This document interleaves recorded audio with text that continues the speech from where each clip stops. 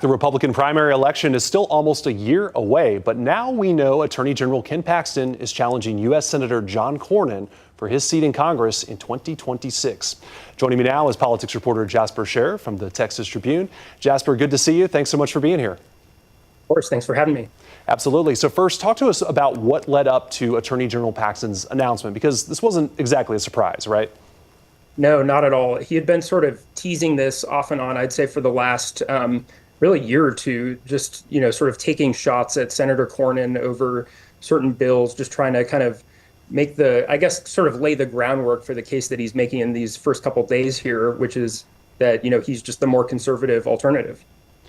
And Senator Cornyn is running for his fifth term here. How competitive do you think this race could be?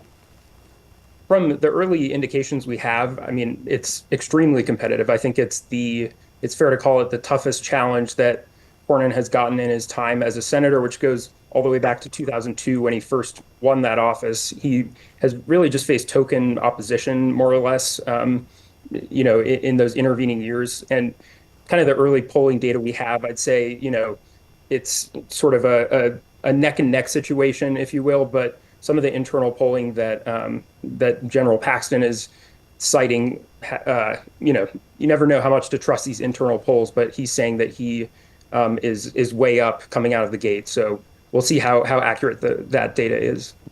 And given those poll numbers that we've seen so far, what do you think this says about just the shift that we've seen in the Republican Party here in Texas in recent years?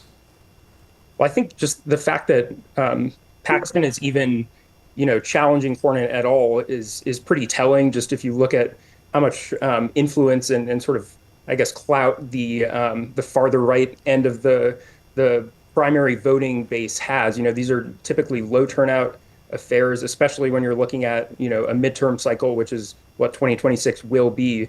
It's low turnout, and the kind of the most engaged party activists, who tend to be the more conservative folks, play sort of an outsized role in affecting the outcome. So I think, that has definitely played into this sort of shift within the party, where folks like Paxton can come out and have a real shot at taking down someone like Cornyn, who, was just recently in sort of the upper tiers of Senate GOP leadership.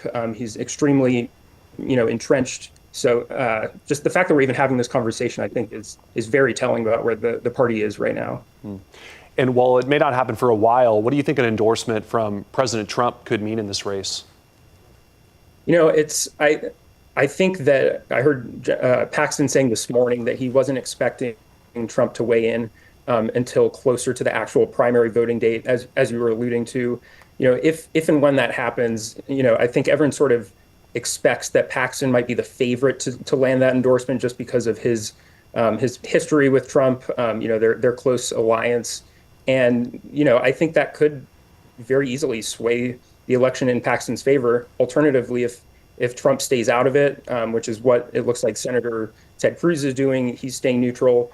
If Trump stays out of it, that also could be a big boon for Cornyn. I think a big assumption for Paxton going in would be that he is going to land that endorsement, and that will boost his chances. So Trump staying neutral is also a possibility to watch.